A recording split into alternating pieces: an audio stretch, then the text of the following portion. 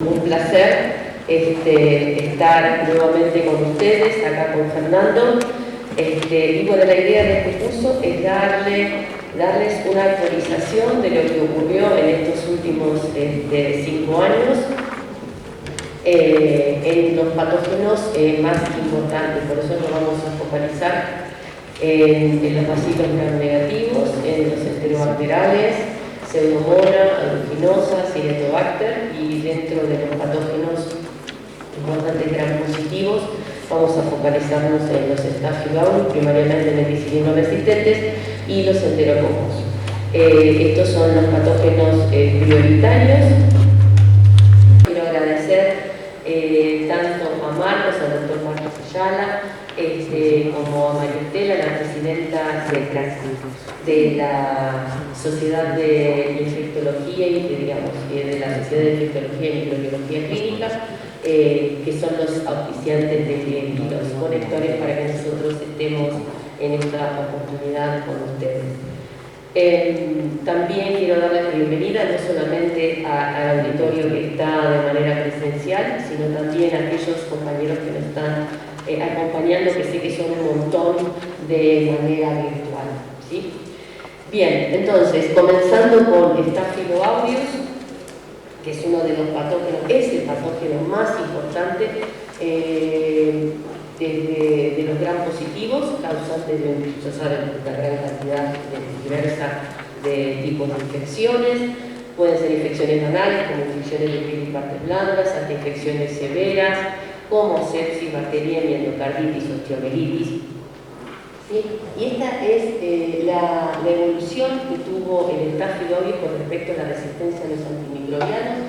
Desde que conocemos los primeros mecanismos que aparecieron fueron las presencias de beta-lactamasas, que eran primariamente penicilinasas, y después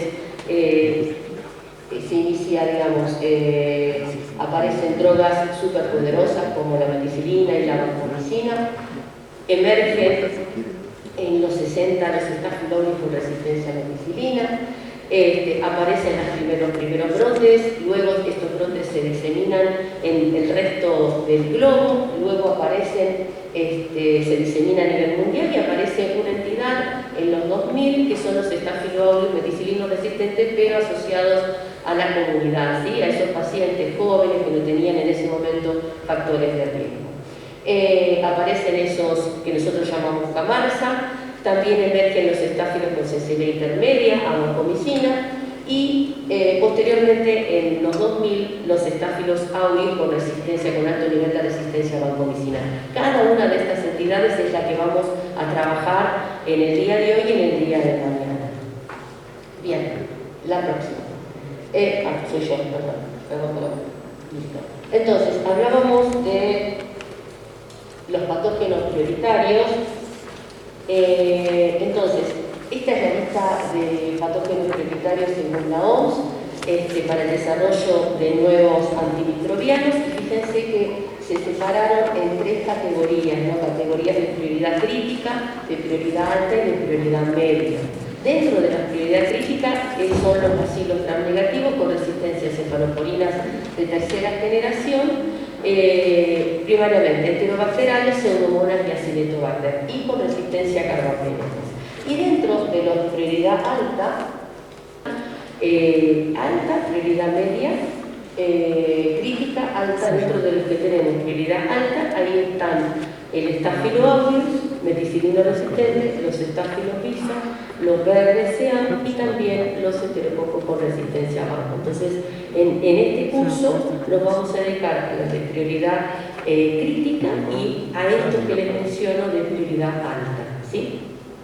Vamos a la diapositiva 2, a ver. Ahí estamos, muy bien. Entonces, esto es lo que les comentaba recién, ¿sí? Nos vamos a focalizar en este grupo de prioridad.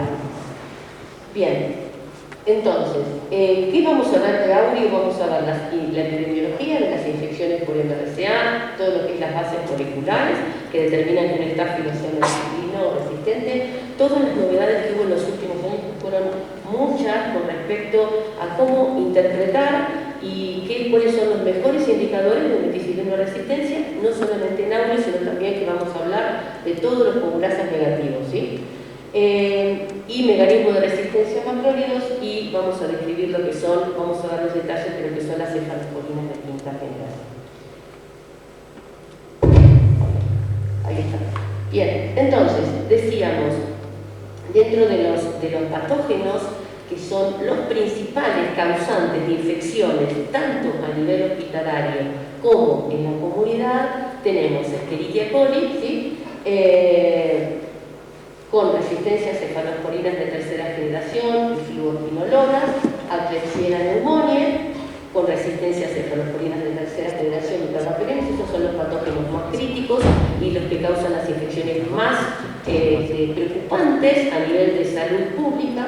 Y tenemos también los estáfilos meticilino resistentes. Fíjense, la OMS divide el planeta en 6 regiones, y el estáfilo meticilino resistente tiene prevalencia mayor al 50% en 5 de esas 6 regiones. Y esa prevalencia varía de acuerdo al país en donde nos ubiquemos. Esta es la prevalencia mundial. Fíjense, donde hay colores más intensos, la prevalencia es mayor; donde hay colores más claros, la prevalencia es menor. Fíjense que claramente se visualiza que la región de las Américas es una región conflictiva con respecto a lo que es la meticilino resistencia. Y en particular nuestra zona, América del Sur, es una de las más problemáticas, ¿sí? Fíjense que en todos ellos tenemos una media entre el 25 y el 50, entre el 25 y el 50, y en algunos países tenemos prevalencia mayor al 50%. Es decir, que es una zona bien crítica o hotspot dentro de lo que es este patógeno. Bien, para entrar un poco más en lo que es la resistencia en Latinoamérica, según los datos de la red RELABRA, que es la red latinoamericana de vigilancia de la resistencia a los antimicrobianos, que coordina la PAJO o la OPS, fíjense cómo aumentó la resistencia a meticilina en Staphylococcus aureus a meticilina desde el año 2000 hasta el año 2016, en 32 y 45 países, en 19 países de la región. Aumentó. Y esto no se vio solamente en aquellas infecciones, como se ve en el cuadrante de arriba, que eran infecciones de origen hospitalario, como también se vio en aquellas infecciones que son de origen de la comunidad. ¿Sí? Y esto es realmente llamativo, porque a nivel mundial se está dando una bajada en la meticilino resistencia en Staphylococcus aureus, tanto en Estados Unidos como en varios países de Europa. Entonces, Latinoamérica, dentro de lo que es el globo, sería una de las pocas regiones donde la meticilino resistencia sigue aumentando. Así que eso es realmente muy llamativo. Fíjense en datos del 2016. Fíjense, estos son los valores de Latinoamérica global. En datos del 2016 tenemos un promedio del 45%, y fíjense la gran cantidad, fíjense los colores, ¿sí? En 10 de estos 19 países la prevalencia está entre el 25 y el 50%. Bien.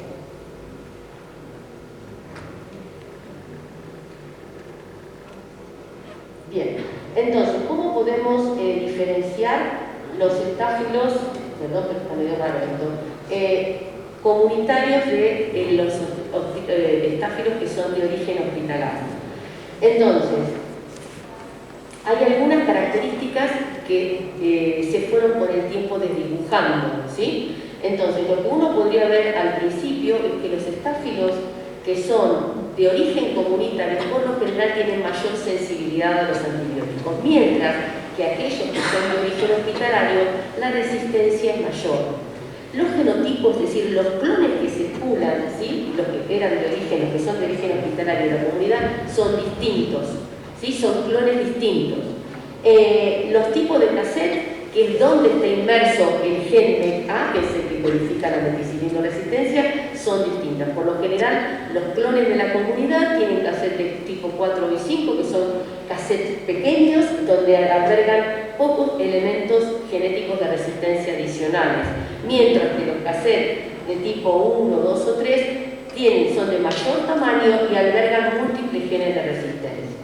Y la PBL, que es un factor, es una la leucocilina de Pantone-Bielenstein es una característica fundamental de los clones de la comunidad. Por lo general los clones de la comunidad la aportan, mientras que los clones hospitalarios no la llevan.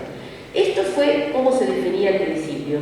Hoy en día, debido a que los clones comunitarios están inmersos dentro del hospital, estas definiciones se fueron desdibujando, ¿sí? Y una mención especial con respecto a la PBL.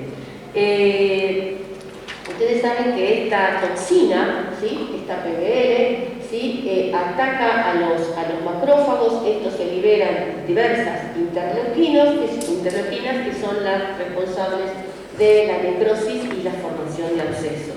Una de las cosas que se pensaba al principio es que la gran virulencia que tenían los MRSA de la comunidad se asociaba a esta toxina, pero estudios posteriores han demostrado que esa toxicidad del MRSA no está asociado a la PBL en particular, sino a otros tipos de toxinas. Entonces la PBL no es un marcador de patogenicidad, es decir, que no tiene sentido que se solicite la detección de una PBL en los Staphylococcus, ¿sí? Porque no va a indicar la evolución de ese paciente, ¿sí? Lo que sí hoy en día es la PBL es un marcador epidemiológico que claramente nos puede diferenciar lo que es un MRSA de la comunidad de lo que es un MRSA hospitalario. Sin embargo, como esto es biología y nada es 100%, hay muchos clones de la comunidad, o algunos, ¿sí? Que no presentan esa PBL.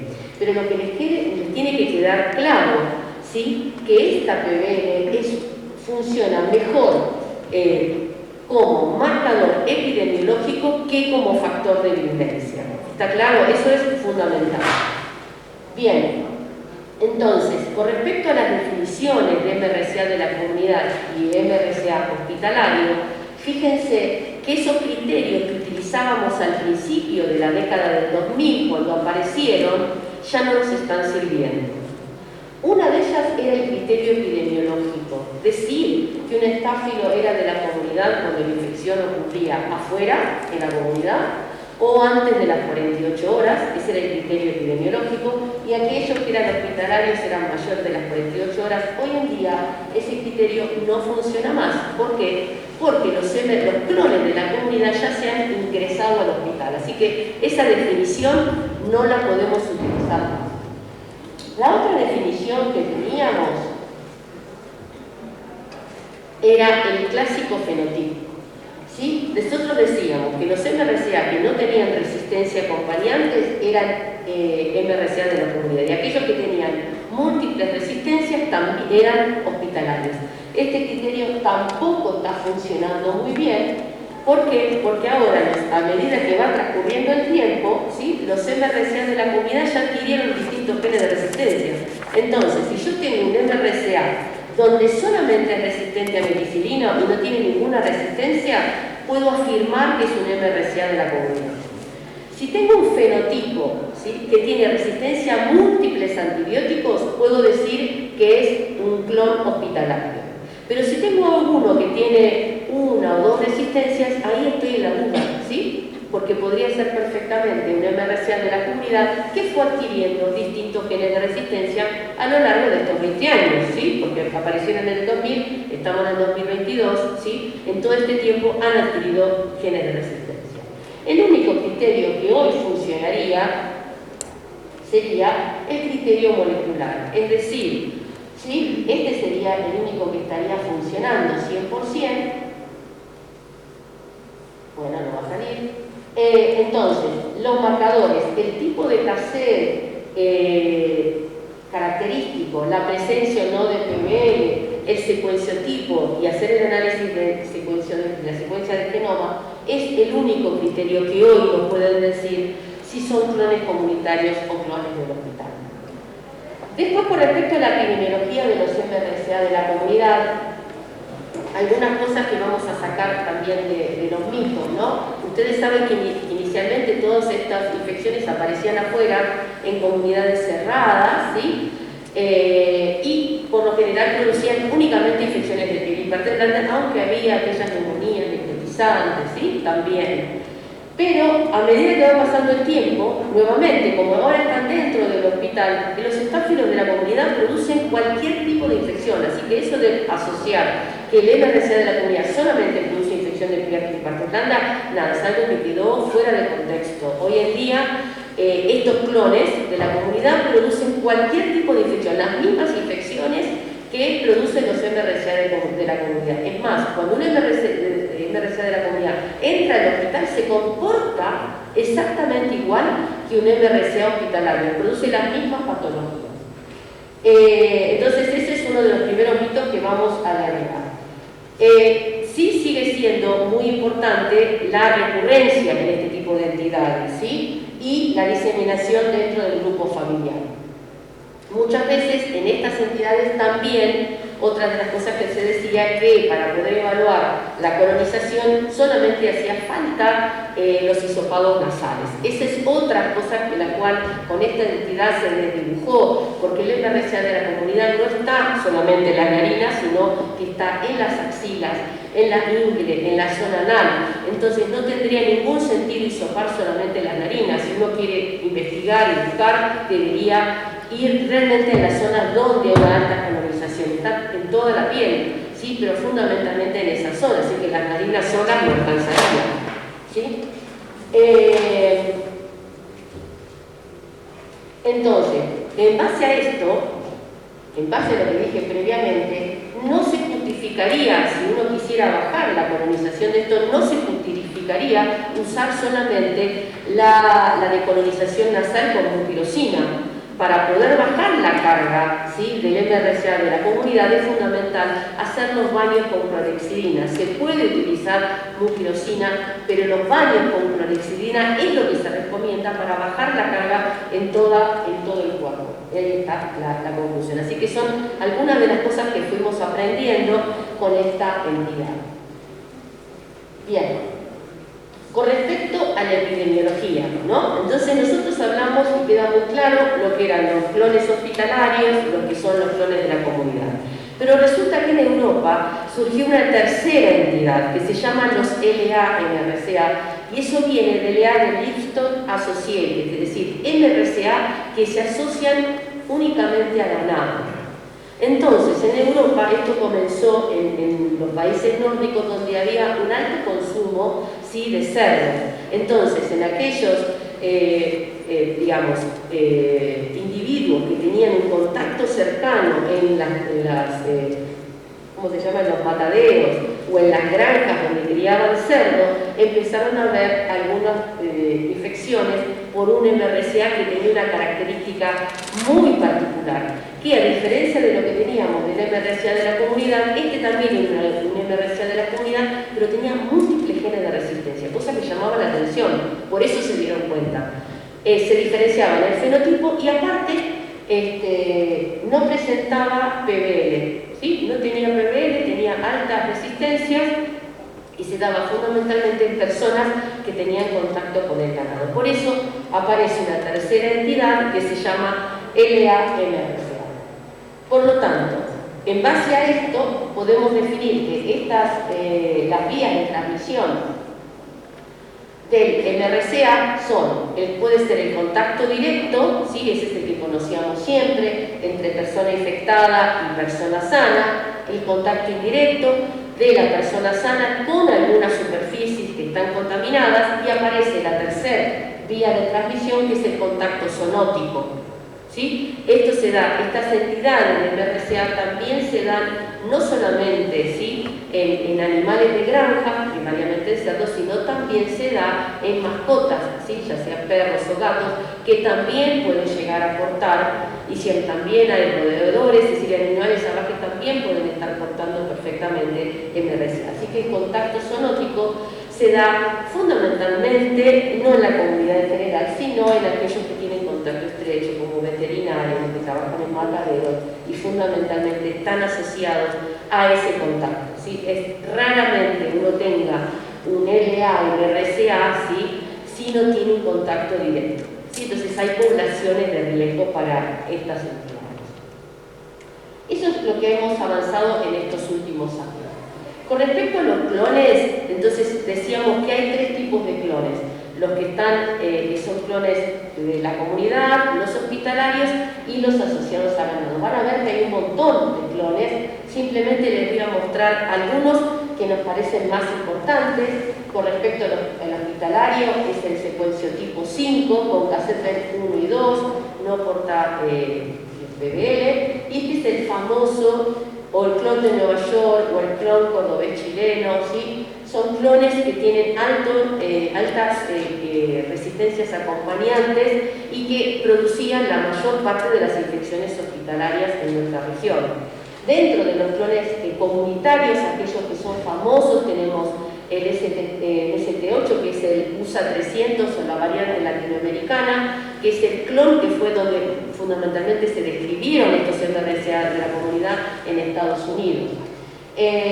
También tenemos el clon europeo, el ST80 y el ST30, que es un clon muy importante, es uno de los pocos clones que son pandémicos. Y ese es el clon, el ST30, que está dominando hoy en día, ¿sí?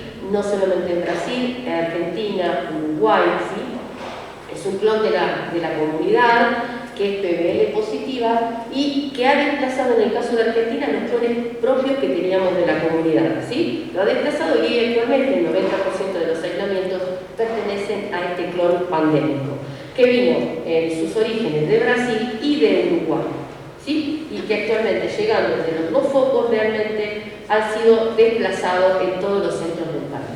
Y como clon famoso asociado a ganado tenemos este famoso, el ST398, que tiene cassette 5 y que tiene múltiple resistencia.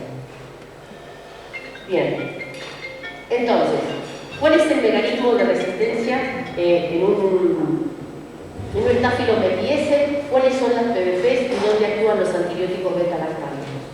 En un estáfilo que es METIS, fíjense que todos los estáfilos tienen 4 PBP, ves que las ven marcadas en distintos colores. Cuando están en presencia del antibiótico beta-lactámico, se une a esas PBPs que tienen una alta afinidad y se frena la síntesis de peptidoglicano y, como ven abajo, se produce la muerte del estáfilo agrio.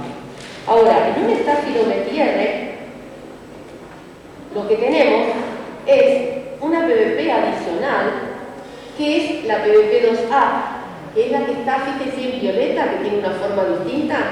Sí, entonces, hay una alta expresión de esta PBP violeta, ¿sí? Que es capaz de reemplazar sola el resto de las PBPs, ¿sí? Las reemplaza totalmente. Entonces, cuando las otras PBPs en presencia del beta-lactámico están intoxicadas y no pueden funcionar, esta sigue haciendo todo el proceso de transglicosilación, transpeptidación, hace todo el proceso sola. Es decir, que todos los estáfilos que son meticilino resistentes, sean aulos o coagulasa negativos, tienen que tener esa PBP que es tan eficiente que reemplaza al resto de las PBPs. ¿Cuál es el gen que codifica para esta PBP? 2A es el gen MET-A y lo tienen todos los estáfilos METIR independientemente de la especie.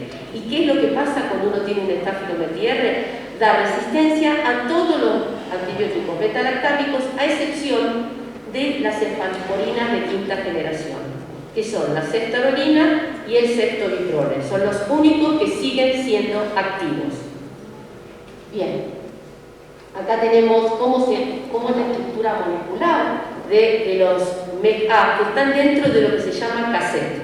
Ese MET es el cassette cromosómico de aulos, ¿sí? Cassette cromosómico de estafilococos.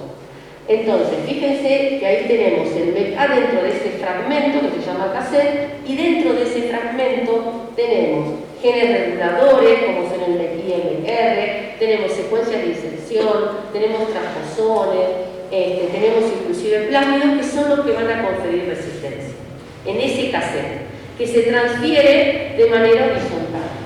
Y también necesitamos, para que exista este cassette, aparte del MET-A, tenemos unas recombinasas que son necesarias para transferir ese cassette de un estáfilo a otro. Por otro lado, además de las resistencias que tenemos dentro del cassette, en los estáfilos puede haber resistencias adicionales que están en las otras partes, en lo que sigue del cromosoma, ¿se entiende? No necesariamente las resistencias van a estar dentro del cassette. Hay muchas resistencias que están ya en el cromosoma. Entonces se le pueden adicionar las que están dentro del cassette. ¿Se entiende?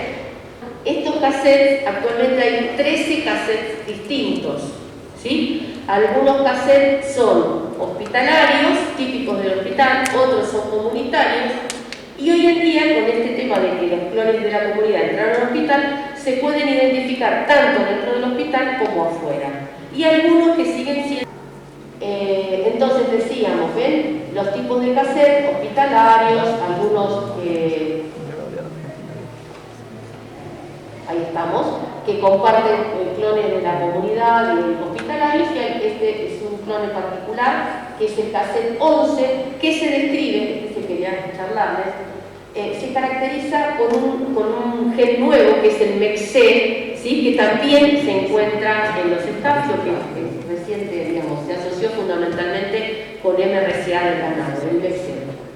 Bien, y en particular quería contarles esto, cómo fue que emerge el MEC-C y este cassette en un estudio que se hace en Reino Unido y en Dinamarca. Encuentran que hay estáfilos de TRD que no son identificados ni por la PCR, por ejemplo, de MEC-A, ni tampoco son identificados fácilmente con el disco de cefoxitina. Ese era un problema porque ustedes saben que el indicador más importante de meticilino-resistencia en Aulus es cefoxitina. Entonces se les escapaba. Esta es la estructura de los cassettes, y fíjense, uy, aquí aparece el cassette número 11, que es el que está indicado en su medio. Entonces, les daba el látex también negativo, y bien, bueno, y describen este cassette que es nuevo. Esa cepa se llamó al principio MEC-A, LGA y un número, acá se trabó nuevamente. Bueno, y aparece este cassette número 11, que con el tiempo, ese cassette, y en ese grupo particular, lo denominan un par de años después, cuando lo caracterizan como MEC-C, ¿sí? Entonces, las PCR normales de MEC-A no funcionaban, por eso hubo que diseñar PCRs específicas para identificar este MEC-C. ¿Okay? ¿Y cuál era la característica de estos clones que tenían portaban este MEC-C?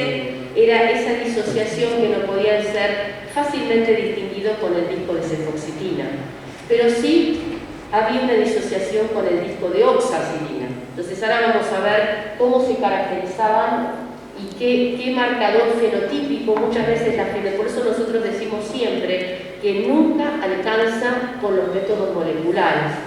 Los métodos moleculares nunca pueden reemplazar los métodos fenotípicos.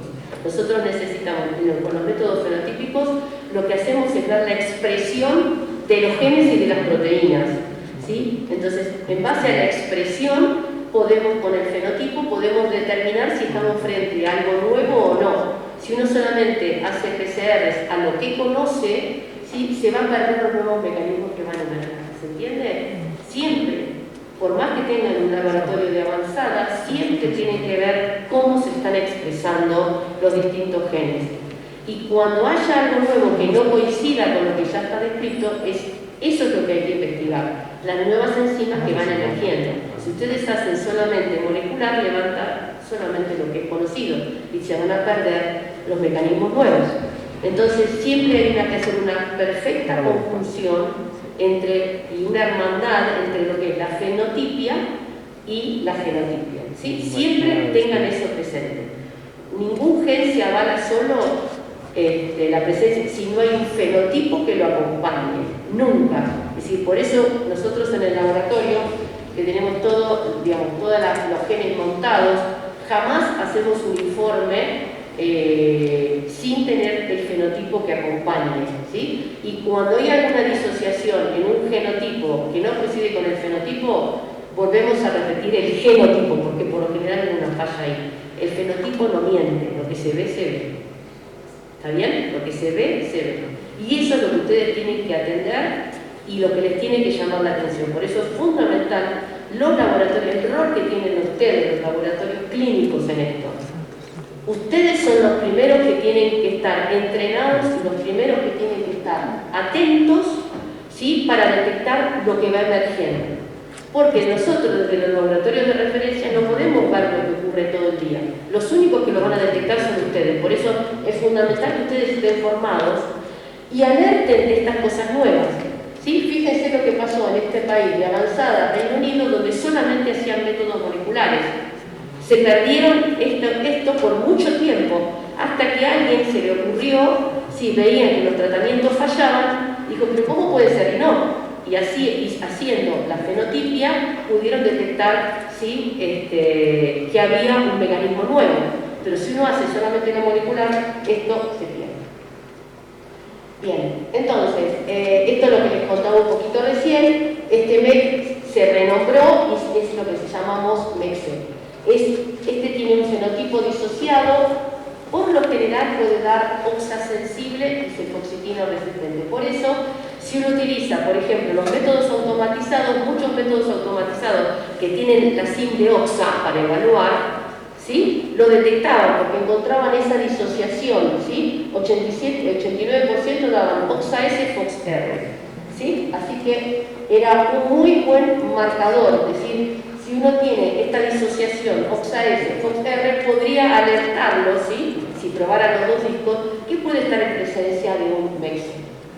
Bien, estos sí son detectados por los métodos cromogénicos, como les conté, no por los métodos moleculares, y piensen que no solamente el MEC-C, porque yo estoy hablando de audio, ¿no? Pero piensen que se puede extrapolar a otras especies, no solamente en las especies de audio, sino también en otras poblaciones. Bien, ¿cómo hacemos para detectar meticilino resistencia? En audio no hay ningún problema. Todos los métodos funcionan bien, desde que está el disco de cefoxitina se acabaron las dificultades, inclusive considero que el disco de cefoxitina es el mejor indicador. Nosotros desde que apareció cefoxitina prácticamente no estamos haciendo PCRs al gen, ¿sí? Antes, cuando teníamos solamente la oxacilina, estábamos todo el tiempo corroborando porque había muchas cepas borderline. No es el caso de la cefoxitina. Así que cualquier método funciona bien, tanto para audio como para Staphylococcus que están dentro del mismo grupo, que tienen las mismas características, ¿sí?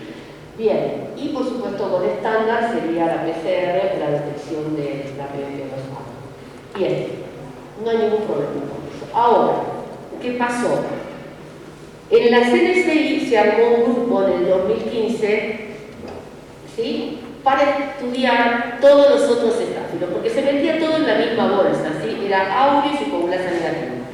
Entonces, como vieron que no todos los estáfilos coagulasa negativos respondían de la misma manera, se armó un comité especializado en estáfilo áureo. Bueno, a partir de ahí hubo cambios prácticamente todos los años en la CNCI, que yo les digo que es imposible de memorizar. Todos los años van haciendo algún cambio nuevo.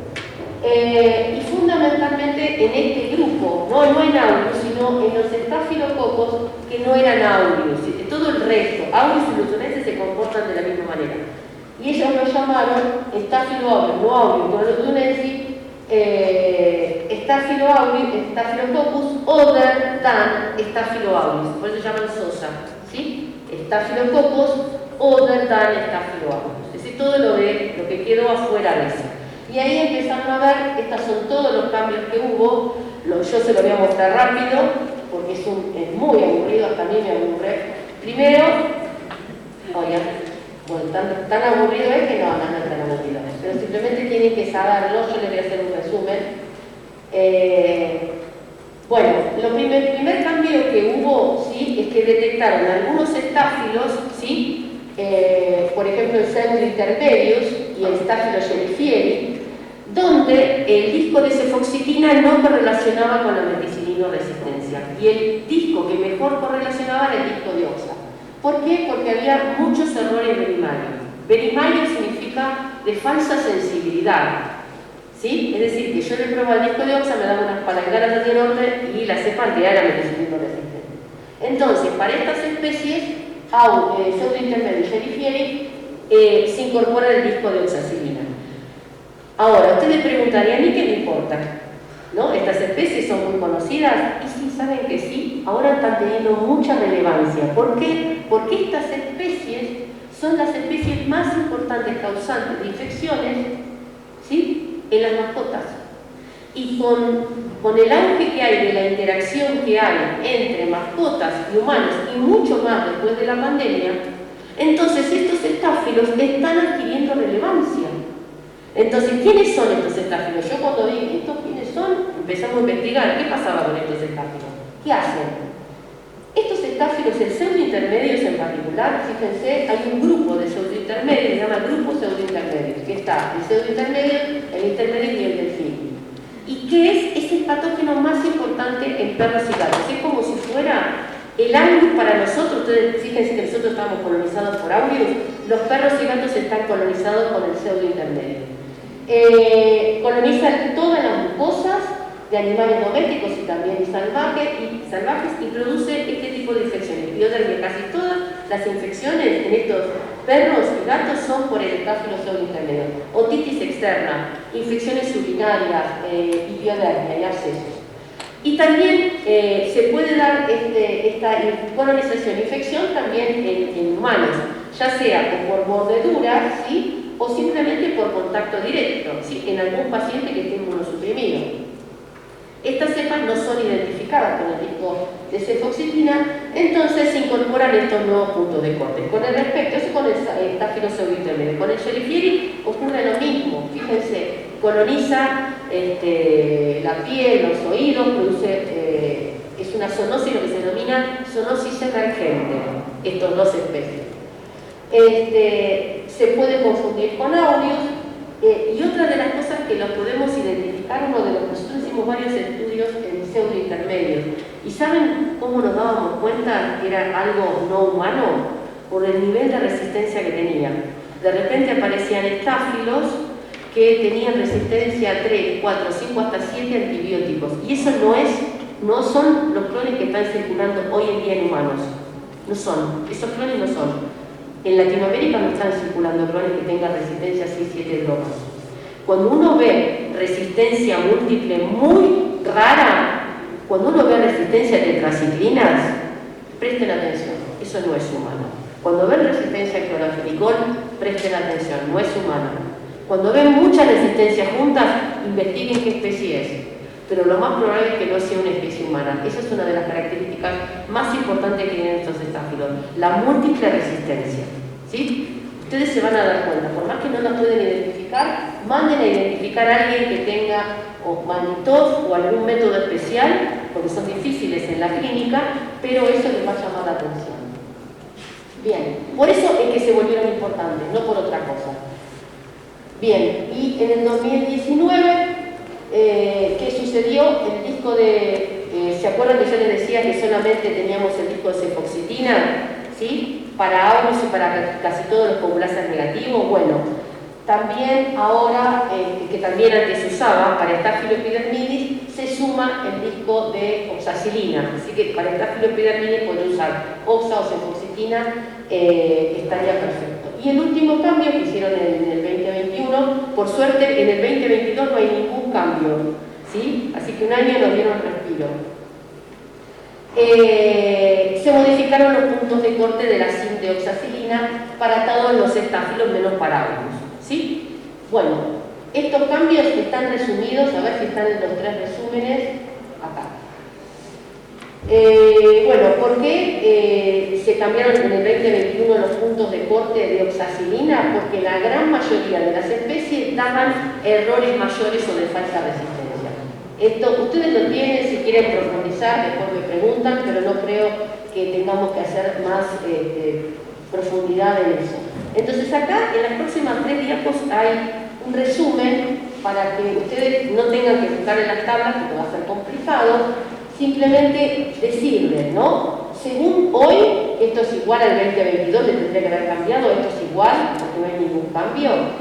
A ver si está indicado. Lo que ustedes tienen que mirar. Estas dos cosas. Fíjense, el disco de cefoxitina es un resumen esto, ¿sí? El disco de cefoxitina lo van a usar para todos, menos para estos dos bichos de los mascotas, ¿sí? Pseudointermedio y Schellifieri, ¿ok? Y es fácil, si memorizan eso ya está. Y el disco de oxa, ¿sí? sirve para estos dos que no podíamos identificar con cefoxitina y se suma el estáfilo epidermidis que puede ser identificado por oxicefoxitina. ¿Se entendió? Se los resumo. Esto saquen una foto. Entonces, el disco de cefoxitina sirve para todo menos para los dos de las mascotas, pseudointermedia y genital. Bueno, repasemos. Mientras tanto, repasemos. El disco de oxa sirve para los dos de la mascota y ahora se le suma el estáfilo intermedio. ¿Está claro? Bien. Y en las próximas dos diapos tienen también un pequeño resumen de los tiempos de incubación, que no los tienen que memorizar, se sacan en la tabla, pero es un lío también. Y otra diapo también fácil, como para que uno ya... Sigamos con la próxima. Bueno, esta es la que le decía de los tiempos de incubación, ¿ven? Esto no copien nada, esto lo van a tener. Y la última, a ver, ¿se entiende? Todo lo último de los 5 años, desde el 8 meses hasta ahora, está todo resumido en esa diapositiva. Lo mismo, lo único que dice acá, que es un punto de corte, esto lo pueden usar perfectamente en su laboratorio, porque es el resumen de todo. ¿Sí? El disco de cefoxitina, fíjense, para todos menos para el rojo, pseudointermedia infiere, el disco de oxacilina para los dos bichos de los perros y el epidermidis. Y ahí están los puntos. Yo con esta tabla, porque es un lío entender esto en las tablas de CLSI de sus lecciones. Así que bueno, con esto tienen toda la información que necesitan. Ah, ven acá, actualizado al 2022. Ok. Seguimos con la próxima. Bien. Macrólidos. ¿Sí? Estáfilo y macrólidos. Bien. ¿Cuáles son los mecanismos de resistencia a macrólidos? Hay dos fundamentales. Uno es la metilación ribosomal y la otra es el eflujo. La metilación ribosomal se puede dar de dos maneras. Se puede expresar de manera constitutiva, significa que se expresa siempre, ¿sí? Constitutiva, siempre, de alto nivel, o aquella que es inducible, que si no estoy con un inductor encima no se va a expresar. Ahora, ¿cómo voy a ver la resistencia constitutiva? La resistencia constitutiva, bueno, la metilación ribosomal se codifica por los genes ERM, ¿sí? Y los del eflujo por los genes MSRA. Bien, ¿cómo voy a ver la constitutiva? Sin ningún problema, con resistencia a macrólido de 14 y 15 miembros, eritro y claritro, resistencia a citromicina, macrólido de 6 miembros, y resistencia a linco y a clinda. No va a haber ningún problema, resistencia de alto nivel a todo. ¿Cómo vemos el mecanismo inducible? Lo voy a ver con alto nivel de resistencia a macrólido de 14 y 15 miembros, resistente a litro, pero la clindamicina la voy a ver como sensible, ¿sí? Pero ese mecanismo es inducible por macrólido de 14 miembros. Entonces lo que voy a ver es el famoso efecto de test, ¿sí? Con un achatamiento que se ve la inducibilidad. Bien, ahora lo vamos a ver en el test. El eflujo, ¿cómo lo vemos? Y por otro lado, hay un mecanismo que se llama, que está codificada por los genes LN1, LN1A en particular, que es de inactivación de la lincosamina. Entonces, ¿cómo va a dar? Me va a dar sensible a los macrólidos, ¿sí? A ver si pasa acá. Sí, me va a dar sensible a los macrólidos, ¿sí? Pero la clindamicina, ojo con esto, porque la limpomicina me va a dar resistente y la clinda me va a dar sensible. ¿Cómo lo voy a visualizar yo esto? A pesar de que me dé sensible la clindamicina, es un efecto in vitro, porque cuando se tratan con clindamicina, estos estáfilos, da falla de tratamiento. Así que por más que yo lo vea sensible a la clinda, lo tengo que informar como resistente. Vamos a ver un par de ejemplos acá.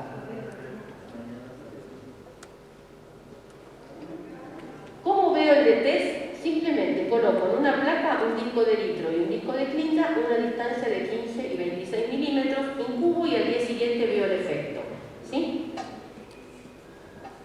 Bien, vamos a ver los efectos. Entonces, cuando termine la diapo le voy a pedir que tomen una foto. Cuando termine, no ahora. Entonces, ¿cómo veo una cepa sensible? ¿Sí? La voy a ver así, con datos perfectos, ¿cómo la voy a informar? Cómo se ve sensible.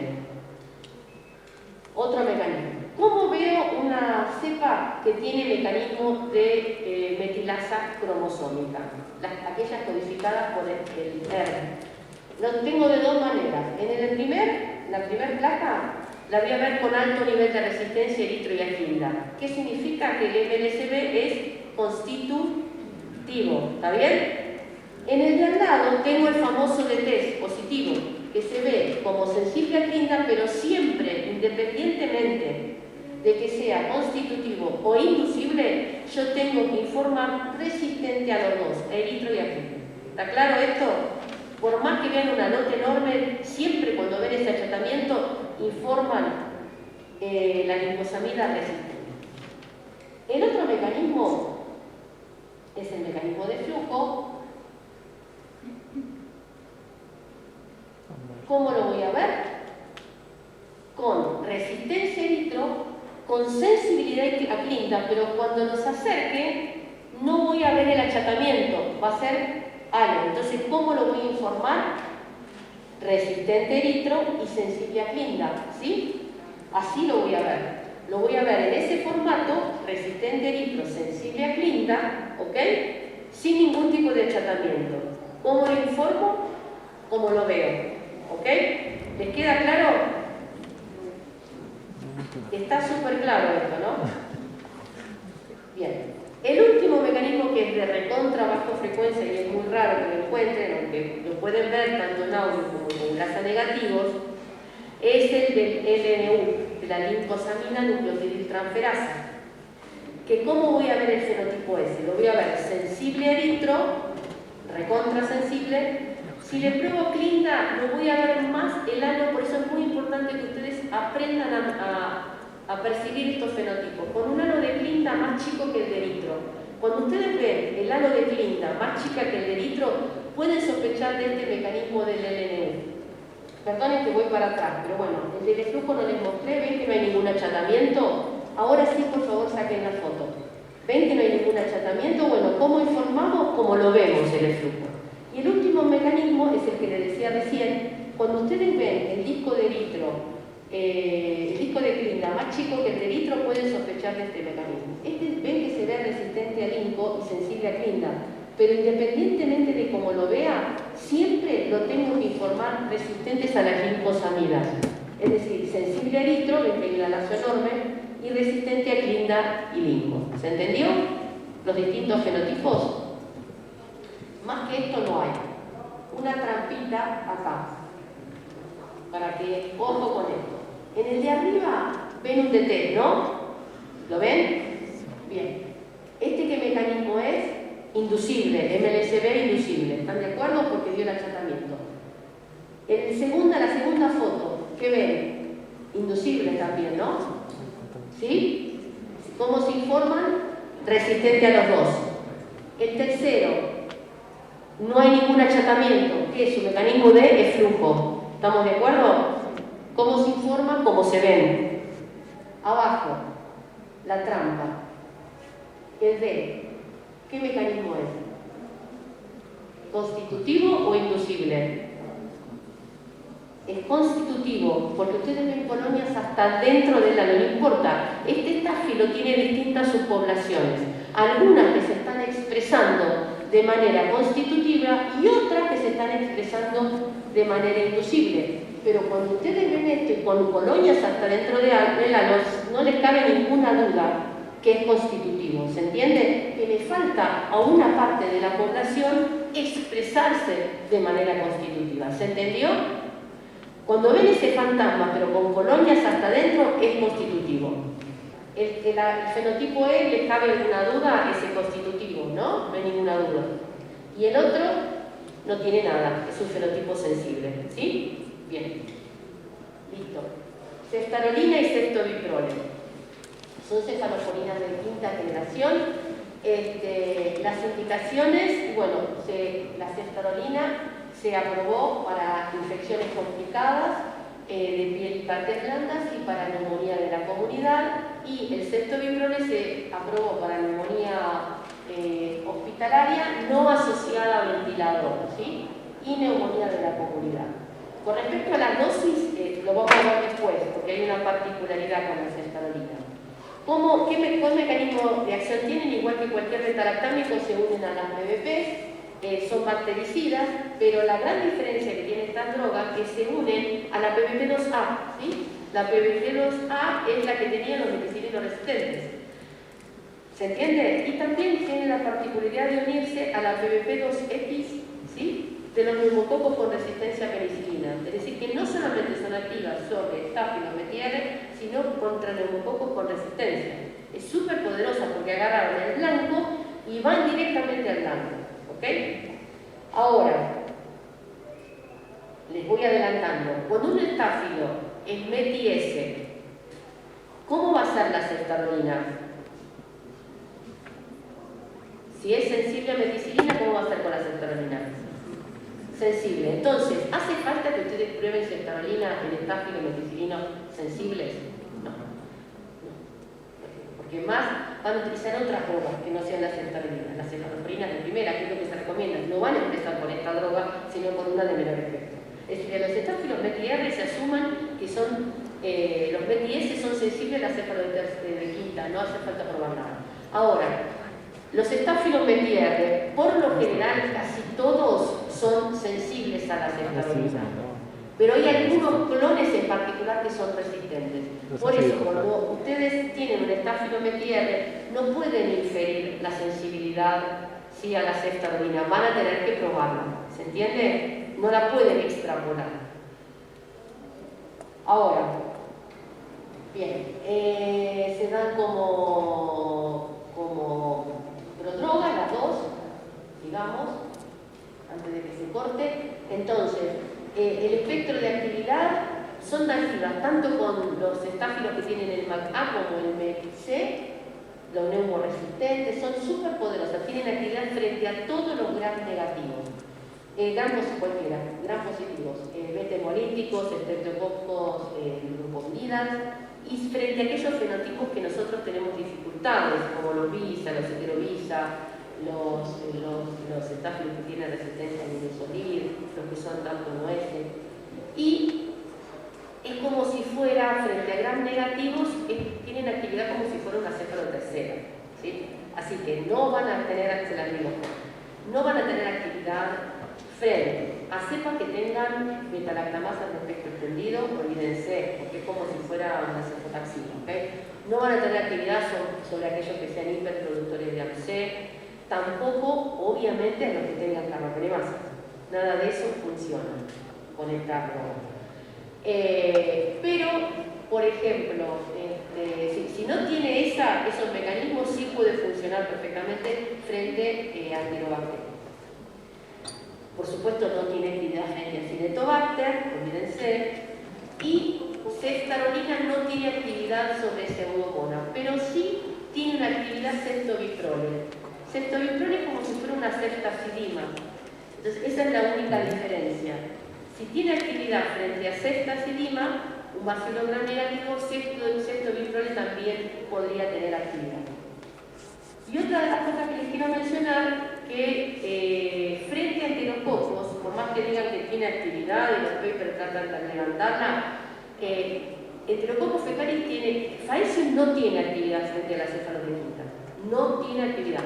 Y fecalis tiene una actividad marginal, así que, por más que todos dicen que tiene, yo pondría que sobre enterococos no son buenas drogas. ¿Ok?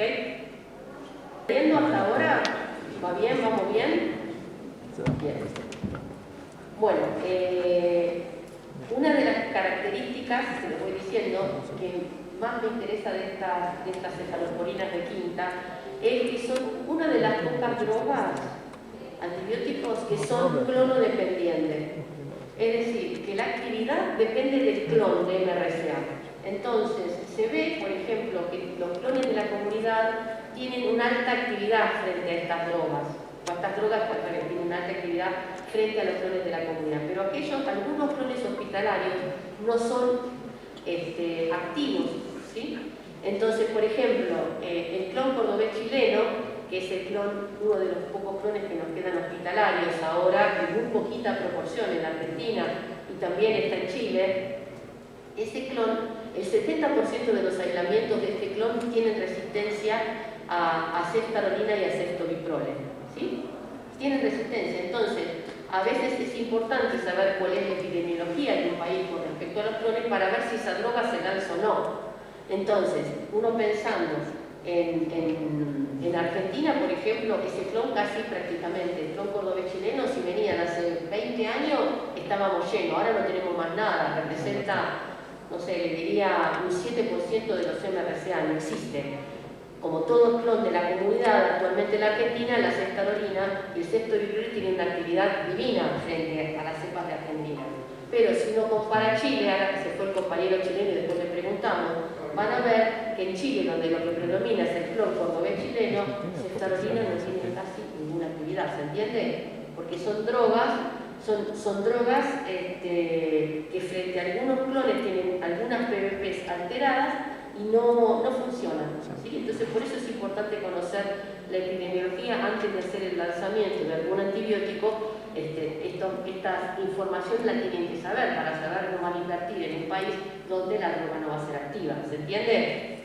Nosotros con el tiempo, después de que se lanzó ceftarolina, fuimos, al revés de lo que podría ocurrir en la lógica, fuimos aumentando la sensibilidad, ¿sí? Porque se fueron desapareciendo los clones hospitalarios y tenemos todo clon comunitario y cada vez es más activa la ceftarolina, ¿sí? Y el ceftobiprole. Gracias a todos.